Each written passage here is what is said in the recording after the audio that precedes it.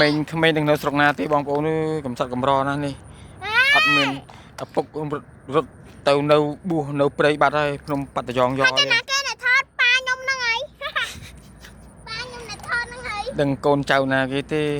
អត់ស៊ីអត់ឃ្លានឪពុកម្ដាយរត់ចោលបាត់អស់លីងហើយនៅតែពីនេះបងប្អូននឹងថ្ងៃមុនទៅស៊ី hamburger hot dog pizza អត់មានបាយស៊ីគេទេស៊ីតែ hot dog pizza ហ្នឹងឯងកំសត់ណាស់គាត់ទាំងពីរហ្នឹងលុយចាយបានមួយថ្ងៃ20000ចាអរគុណច្រើនមើលអរគុណដែរជួយថតខ្ញុំតែចង់និយាយថាម្នាក់ដាក់មកឲ្យដើមខ្លាដើមនេះ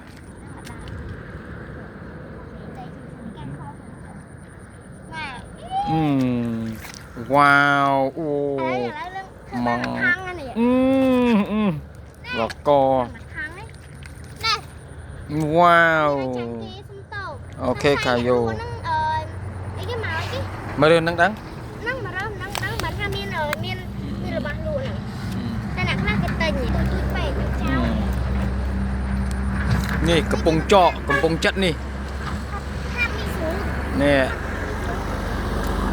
កំពង់ចកកំពង់ចិត្តអើយ